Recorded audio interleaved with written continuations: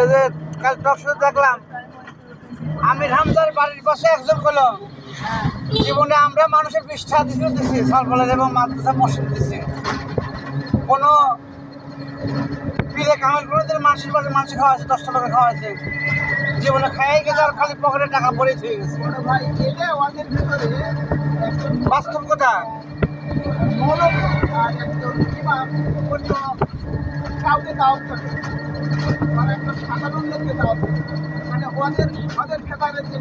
না ওদের বাপ মা বলেও মানুষ খাওয়ায় না